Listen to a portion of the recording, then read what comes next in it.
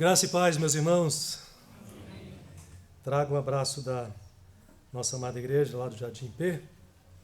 E quero dizer para os irmãos desde já, é uma alegria muito grande poder participar da festa de vocês aqui, do 4º ano, né, de existência da igreja do Parque Seleta. É uma alegria, um prazer ver como Deus tem abençoado o seu reino na terra, e isso nós podemos ver através dessa igreja aqui, crescendo para a glória do nosso Deus. Então, estou muito alegre com o convite, agradeço ao pastor, ao conselho, pelo convite, e que Deus use os nossos lábios, meus lábios, meu coração, a minha mente, para abençoar os irmãos com a sua palavra nesta noite. Me acompanha a minha esposa, Rosemary, informalmente a Rose. O Pedro, informalmente era Pedrinho, agora a gente não pode mais chamar de Pedrinho, porque está quase maior do que eu. E a minha mãe, a Floraci, mais conhecida como Cici, também me acompanha nesta noite aqui, participando desse momento tão especial na vida dos irmãos. Quero convidá-los a abrir a palavra de Deus em Apocalipse, capítulo 2. Nosso texto inicial é dos versos 1 ao 7, mas farei referência também a outros versículos. Apocalipse, capítulo 2, do versículo 1 ao versículo 7. Mesmo sentados, irmãos, mas com reverência, acompanhem a leitura da palavra do Senhor, que diz assim: Ao anjo da igreja em Éfeso escreve estas coisas, diz aquele que conserva na mão direita as 7 estrelas e que anda no meio dos 7 candeeiros de ouro. Conheço as tuas obras, tanto o teu labor como a tua perseverança, e que não pode suportar homens maus, e que puseste à prova os que a si mesmos se declaram apóstolos e não são, e os achastes mentirosos. E tens perseverança, e suportaste provas por causa do meu nome, e não te deixastes esmurecer. Tenho, porém, contra ti que abandonaste o teu primeiro amor. Lembra-te, pois, de onde caíste. Arrepende-te e volta à prática das primeiras obras. E, se não, venho a ti e moverei do seu lugar o teu candeeiro, caso não te arrependas.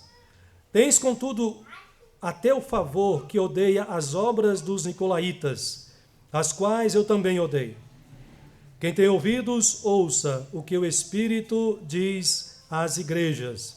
Ao vencedor dar-lhe-ei que se alimente da árvore da vida, que se encontra no paraíso de Deus. Feche seus olhos, vamos orar ainda ao Senhor. Pai, obrigado pela tua maravilhosa palavra, que fala ao nosso coração, que é poderosa, não apenas para nos dar a vida, mas para nos corrigir, para nos alimentar, para nos fazer crescer, ó Deus, na tua graça, na fé em ti, na tua presença, Senhor. Receba a nossa gratidão desde já, ó Deus, pelos teus ensinamentos, e que nesta hora teu Espírito Santo, ó Pai, nos conduza de maneira que a tua igreja compreenda a mensagem do Senhor nesta noite, e que o Senhor mesmo ajude a cada um a colocar em prática no seu dia a dia para a glória do teu santo nome, em nome de Jesus. Amém. Meus irmãos, uma pergunta: a Igreja de Cristo corre o risco de ser extinguida em algum momento? A Igreja de Cristo sofre essa ameaça de vir a deixar de existir? Eu sei que a resposta de vocês no coração e na mente é não. Mas muitas pessoas não só pensavam assim ao longo da história da Igreja de Cristo, como também muitos intentaram destruir a Igreja de Cristo. De maneira que, ao longo da história do cristianismo, a igreja de Cristo sofreu grandes perseguições. Muitos foram mortos por causa do evangelho, porque muitos tentaram destruir a igreja de Cristo. Mas você tem razão. A igreja de Cristo não sofre esse perigo. E eu vou dizer o porquê, com base no texto nosso aqui nesta noite.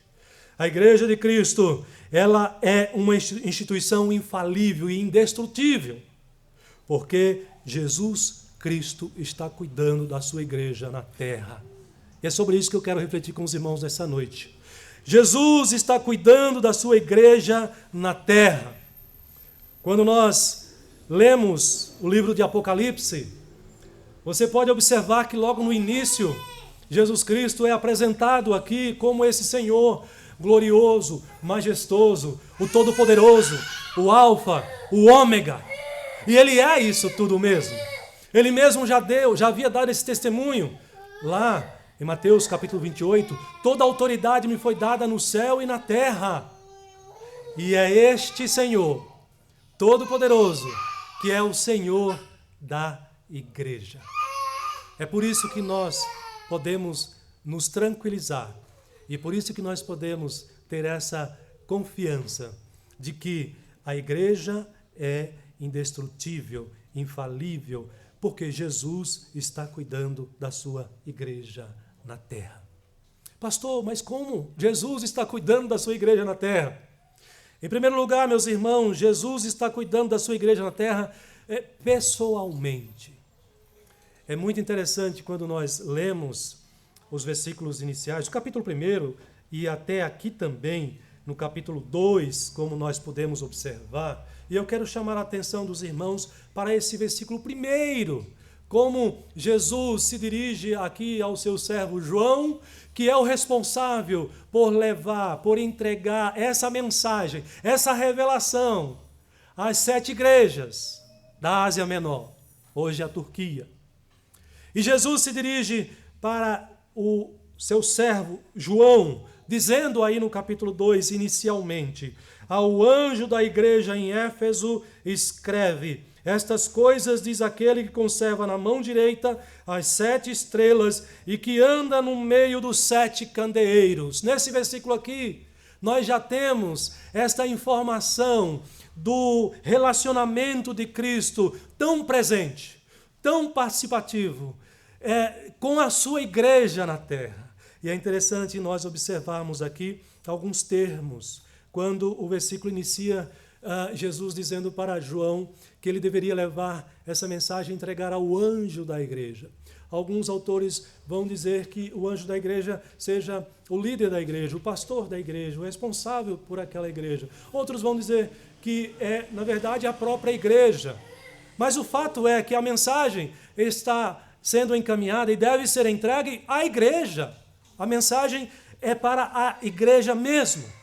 E nós podemos observar como Jesus aqui, na posição de Senhor da igreja, e também daquele que julga a igreja, ou seja, de como juiz da igreja, o Senhor Jesus se dirige a essas 7 igrejas. E é interessante que essas 7 igrejas, e o número 7 não é por acaso, o número 7 é proporcional no livro de Apocalipse, é proposital no livro de Apocalipse, e nós podemos entender que essas 7 igrejas, elas representam a igreja de Cristo em toda a terra. De igual forma, a mensagem a essas 7 igrejas, ela deve ser recebida por toda a igreja de Cristo na terra também. É a mensagem de Cristo para nós também, nos nossos dias hoje.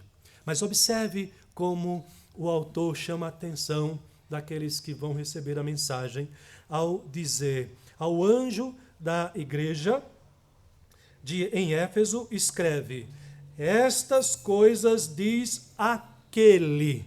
Está chamando a atenção aqui para aquele que vai falar. Está chamando a atenção aqui para a autoridade daquele que vai falar. Quem vai falar? O Senhor da igreja. O Senhor Jesus Cristo. Essa introdução é interessante porque também nos lembra alguns livros proféticos do Antigo Testamento, quando o profeta trazia a mensagem da parte de Deus para o povo. E você encontra isso, por exemplo, essa chamada de atenção, porque aquele que vai falar é o Todo-Poderoso, é o Senhor. E aí você encontra Jeremias, por exemplo, dizendo: a mim veio a palavra do Senhor, dizendo isto, isto e isto. Ou então ele se dirige ao povo de Israel dizendo: assim diz o Senhor. Prestem atenção, é o Senhor que está falando. Deem atenção, é o Senhor da igreja. Igualmente aqui nós podemos entender também que a mensagem, ao ser entregue na igreja, chama a atenção da igreja para aquele que vai falar, que é o Senhor da igreja, o Senhor Todo-Poderoso.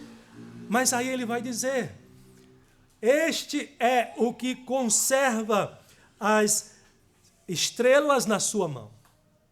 Nós podemos observar aqui, meus irmãos, a ideia de que ele tem a sua disposição, ele tem a seu serviço.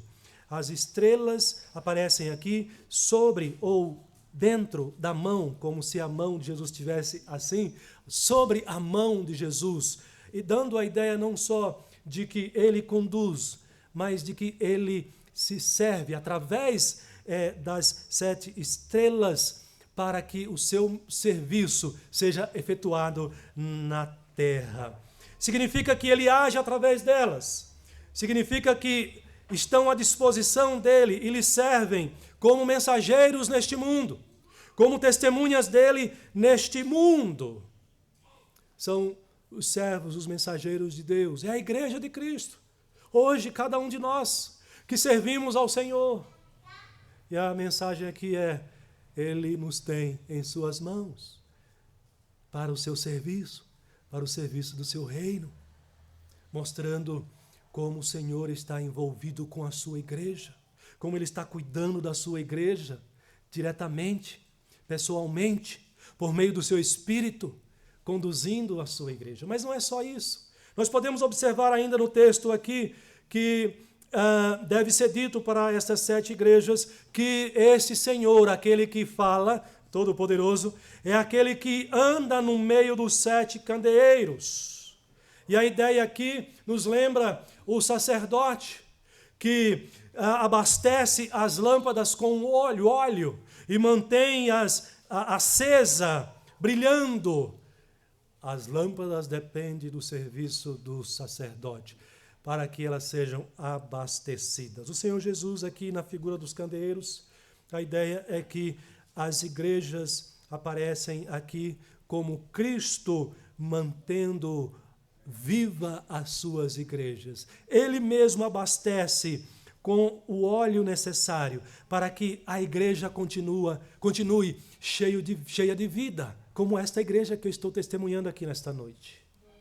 Cristo Jesus, aquele que é a fonte de luz, e não a igreja própria, a fonte dessa luz. Essa luz que essa igreja brilha vem do Senhor da igreja, que a alimenta, que a sustenta, que a fortalece, que a supre nas suas necessidades para que ela continue cumprindo o seu papel aqui neste mundo, brilhando para a glória dele, a glória do Senhor. O Senhor Jesus é aquele que anda no meio das igrejas. Nós já vimos isso também no Antigo Testamento.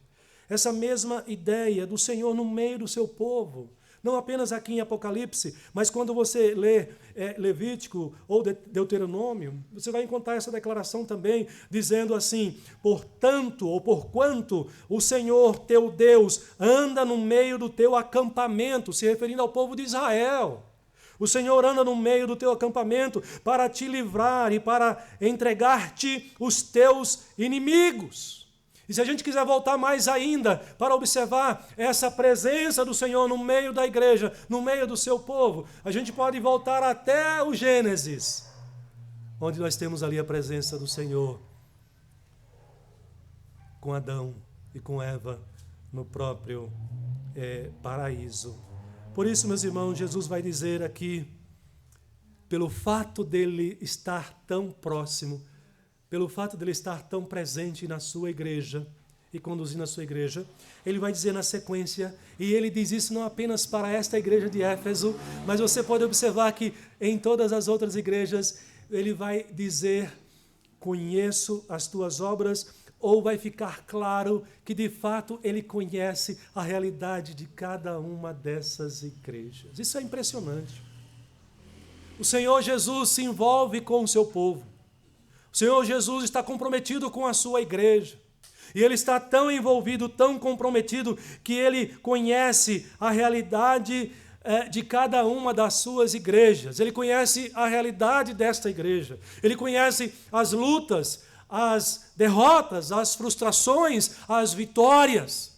O Senhor Jesus conhece porque ele está presente, porque ele cuida, porque ele dirige. E ao escrever a essas 7 igrejas, ele também demonstra: conheço as tuas obras, conheço a tua tribulação. Ou ele vai dizer: conheço o lugar em que habitas. Essa mensagem, isso traz conforto e consolo para nós. Nós não estamos militando aqui neste mundo por uma causa política, por alguém humanamente falando, um líder humano.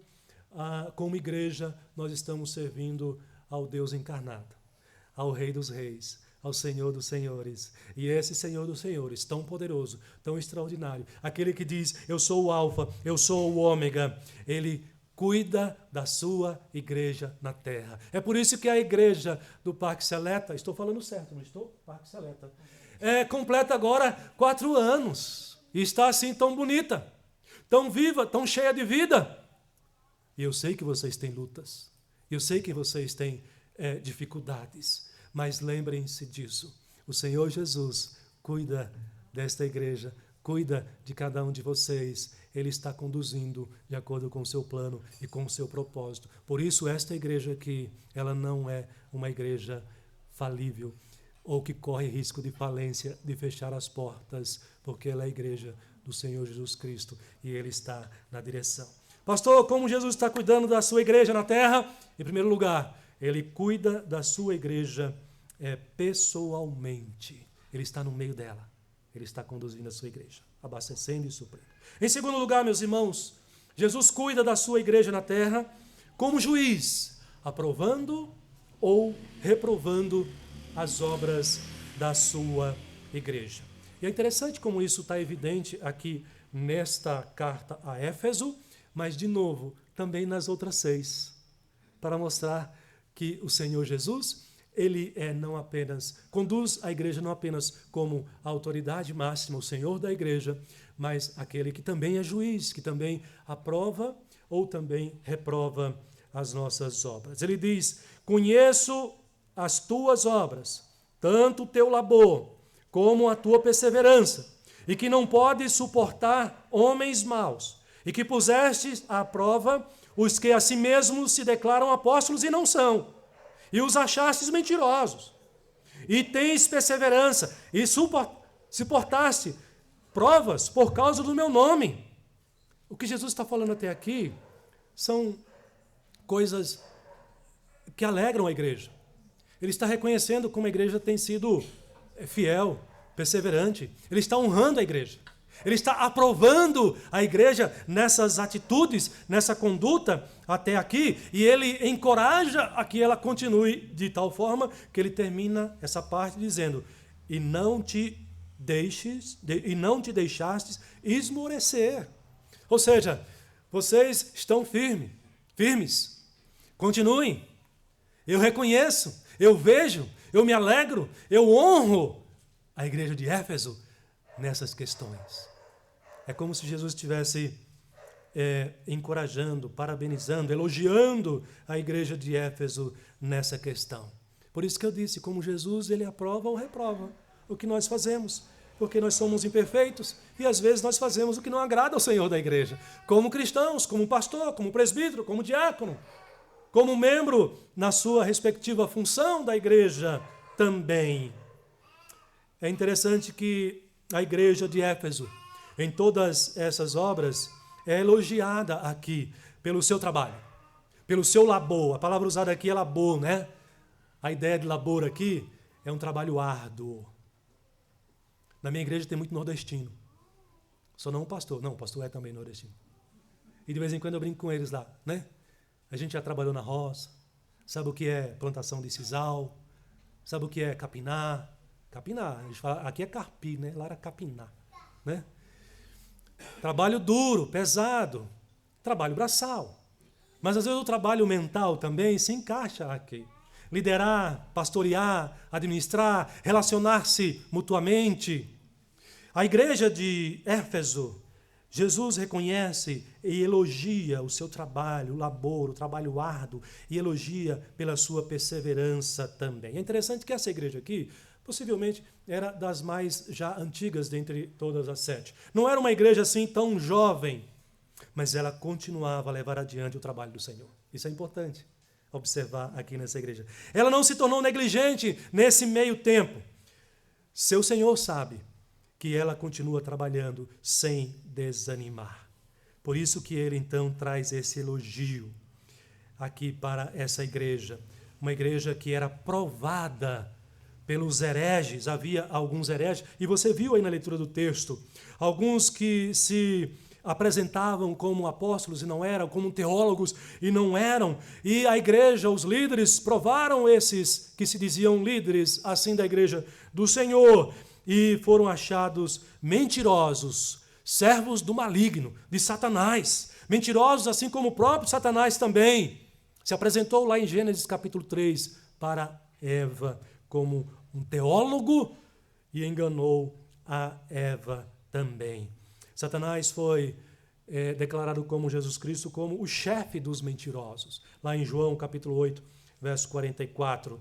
E os que lhes servem, os seus seguidores, como seus aparentes, se apresentam como aparentes filhos de Deus, assim como estes aqui da igreja de Éfeso também, precisam ser provados, precisam ser testados, para que a igreja não se deixe cair nesse laço de mentira e de malignidade e cause divisão na igreja. E por isso, Jesus está reconhecendo isto daqui, uma atitude da igreja, dizendo: e vocês permaneceram firmes sem esmorecer, suportando as provas por causa do meu nome. O versículo 3 diz isso: e tens perseverança e suportaste provas por causa do meu nome e não te deixastes esmorecer. Isso é muito digno, valioso, alegre de poder ver numa igreja. Uma igreja que se preocupa com a sã doutrina. Uma igreja que se preocupa em ser saudável no seu ensino, em ser fiel ao ensinamento da palavra do Senhor. As nossas igrejas precisam ter essa característica também, essa marca também. Cuidar do ensino, cuidar da doutrina, para que ela seja fiel. E confrontar aqueles que se apresentam como líderes e não são. Aqueles que se apresentam como vocacionados para o ministério, para o oficialato, para o ensino, mas que na verdade nos seus corações têm outras intenções. A liderança da igreja precisa estar atenta e zelar pela sã doutrina, pelo ensino fiel das Escrituras, não se deixando esmurecer, mas permanecendo fiel ao Senhor e esperando no Senhor. Esse texto aqui me lembrou o texto de Isaías, capítulo 40, quando nos diz assim: os que esperam no Senhor renovam as suas forças, sobem com asas como águia, correm e não se cansam, e caminham e não se fatigam. Meus irmãos, a nossa esperança deve ser posta no Senhor em meio a todas as lutas. A nossa esperança deve ser posta naquele que é o Todo-Poderoso, que é o Senhor da igreja, mas também devemos estar atentos que Ele está julgando as nossas obras. Nós prestamos a Ele fidelidade, obediência, e sim, quando nós erramos, Ele nos corrige para o nosso próprio bem. O Senhor Jesus não vai passar a mão na nossa cabeça quando nós estamos em pecado. Ele nos exorta, Ele nos chama a nos corrigir e a voltarmos a sermos fiéis ao Senhor. Pastor, como Jesus está cuidando da igreja dele na terra? Ele está cuidando pessoalmente, mas Ele está cuidando também, aprovando ou reprovando, como juiz, as obras da sua igreja. Mas há um outro ensinamento nesse texto que eu quero chamar ainda a atenção dos irmãos. Jesus Cristo cuida da sua igreja na terra, também chamando a igreja ao arrependimento. E essa é uma característica do nosso Senhor. Ele não quer que nós permaneçamos no erro. E a gente pode observar isso nos versos 5 e 6 do nosso texto. O verso 5 nos diz assim: lembra-te, pois, de onde caíste, arrepende-te e volta à prática das primeiras obras, senão venho a ti e moverei o seu candeeiro do teu lugar, caso não te arrependas. O arrependimento, meus irmãos, faz parte da vida cristã e é uma bênção para nós. Isso mostra que somos imperfeitos, como servos de Deus, como igreja de Cristo, que nós pecamos. Mas nós temos a oportunidade de nos arrepender. E o Senhor Jesus chama a igreja de Éfeso ao arrependimento. E é interessante que ele começa aqui com a palavra lembra-te. Arrependimento começa com lembrança. Muitas vezes nós oramos assim: Senhor, perdoa todos os meus pecados. Que pecado? Senhor, perdoa a multidão dos meus pecados. Quantos pecados? Você consegue pontuar? Quando nós oramos assim: Senhor, perdoa-me porque eu menti.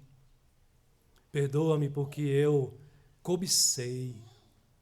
Perdoa-me porque eu falei mal. É diferente ou não é? Por isso que Jesus começa chamando essa igreja a lembrar, trazer à memória. O arrependimento verdadeiro começa com a lembrança, mas não é uma lembrança saudosa, nada disso, longe disso. É uma lembrança para identificar de onde caiu. E é isso que o texto está dizendo aqui. O primeiro amor é importante para a igreja. E quando há conversão, há a experiência do primeiro amor. Mas parece que ao longo da vida cristã, a gente vai se distanciando do primeiro amor, vai se distanciando desse momento tão especial que nós vivemos. E a igreja vai assumindo outras posturas e se distanciando de uma vida de comunhão, de uma prática de amor cristão, de uma prática de amor a Deus e aos seus irmãos. Olha que interessante, essa era uma igreja que se preocupava com a sã doutrina. Essa era uma igreja que era perseverante. Essa era uma igreja que tinha líderes que confrontavam os falsos profetas, apóstolos, mestres. Estava preparada e atuante nisto. Mas e o amor desta igreja? E o primeiro amor? E o amor mútuo? E o amor cristão? E o amor a Deus? Nisto, ela estava sendo reprovada. Nisto, o Senhor Jesus diz: vocês precisam se arrepender. Vocês precisam voltar de onde vocês caíram. Vocês se lembram de quando vocês desfrutavam do grande amor de Deus e da comunhão mútua entre vocês como irmãos em Cristo. Vocês precisam tomar uma decisão.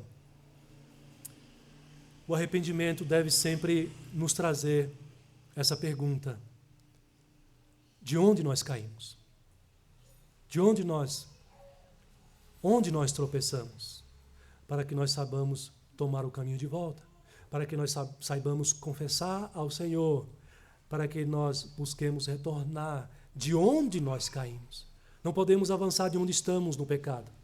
Precisamos retomar para que a comunhão continue e a vida cristã continue sendo desenvolvida. Precisamos retornar para o ponto do qual nos desviamos. É por isso que o arrependimento frutífero sempre consiste em lembrar-se, além de confessar. Não basta só confessar, é preciso saber o que está confessando. É preciso lembrar. E aí Jesus diz então para essa igreja: volta à prática das primeiras obras. São as obras realizadas a partir da comunhão, da salvação, do primeiro amor. É por isso que em Apocalipse Jesus chama essas obras de minhas obras, produzidas pelo próprio Senhor no meio da igreja. Mas veja que Jesus Cristo, como Senhor da igreja, como juiz, ele apresenta aqui, caso essa igreja não se arrependa, uma ameaça para a igreja. Uma advertência a essa igreja séria. E qual é a advertência? Ele diz aí na sequência do texto. Arrepende-se, se não venho a ti, e moverei do seu lugar o teu candeeiro. O que significa mover do lugar o teu candeeiro? Significa ser removido de diante de Cristo. Significa ser removido, a sua luz ser apagada. Isso é uma sentença de morte. Há necessidade do arrependimento, há necessidade da confissão, há necessidade de lembrar de onde caiu para voltar, para retomar a caminhada com o Senhor Jesus Cristo. Mas é muito interessante observar como o Senhor Jesus ele é o justo juiz. Ele chama ao arrependimento, ele diz que a igreja precisa lembrar de onde caiu, ele diz que ela precisa voltar, e ele afirma, se não se arrepender, moverei do teu lugar o seu candeeiro. Mas ele diz, ele tem um atenuante para essa igreja. Ele não deixa de reconhecer o que essa igreja tem realizado. E ele apresenta no versículo 6, dizendo assim, tens contudo a teu favor que odeia as obras dos nicolaítas, as quais também eu odeio. As obras dos nicolaítas aqui, meus irmãos, era semelhante às obras dos balamitas, que levava as pessoas à idolatria, à devassidão, e fazia uma relação até mesmo com a atuação de Jezabel, que é citada aqui na igreja de Tiatira. Os balamitas citados na igreja de Pérgamo, e Jezabel citada na igreja de Tiatira. Essa igreja de Éfeso não concordava com essas idolatrias, ou com essa idolatria e devassidão.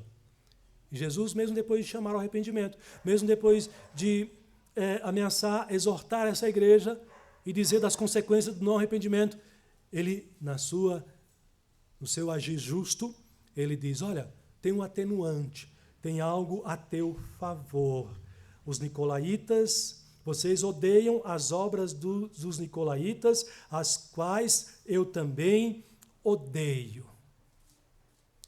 Arrependimento pode ser uma prática esquecida das igrejas do nosso dia, do nosso tempo, da nossa época. O arrependimento é necessário para a igreja atual também, porque nós pecamos como a igreja de Éfeso. E nós precisamos tratar com seriedade os nossos pecados.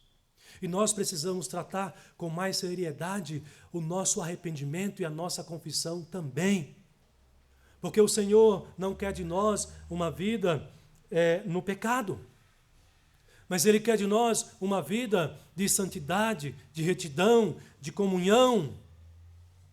E esse pecado aqui nessa igreja era algo muito sério, porque uma igreja, quando esquece da prática do amor, ela corre mesmo risco de ser estéril, de ser improdutiva. A igreja de Cristo precisa frutificar no amor cristão.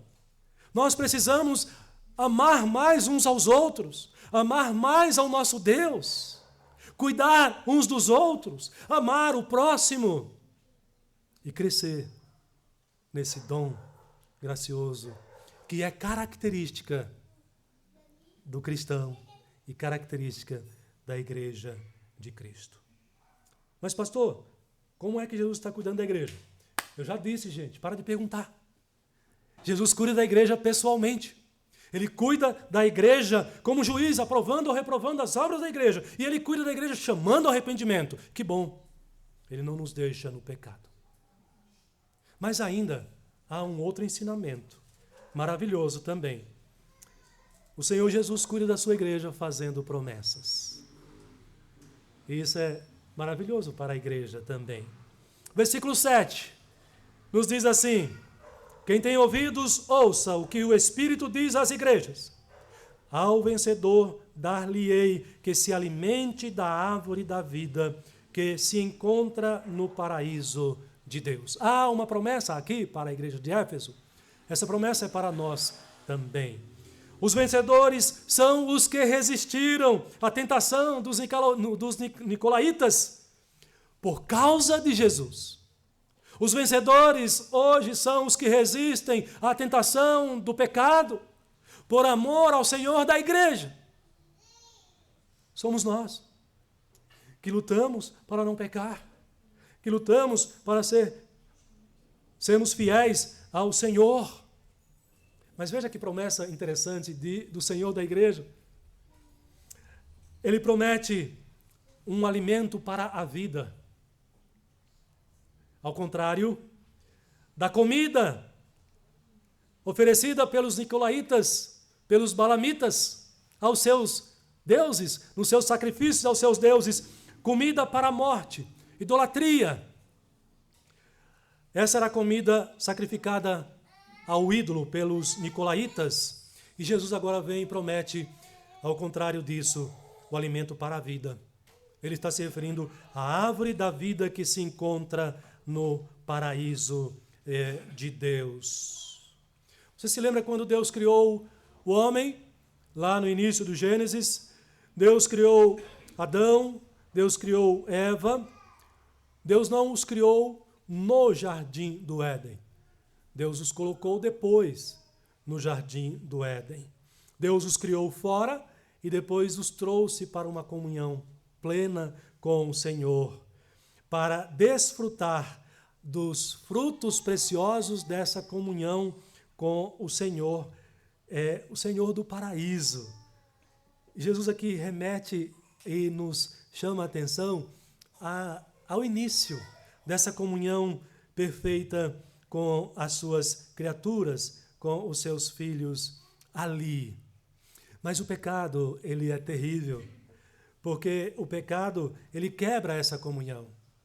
Ele acarreta nessa expulsão radical, como aconteceu com Adão e Eva lá no paraíso, porque o pecado, já diz as Escrituras, nos separam de Deus.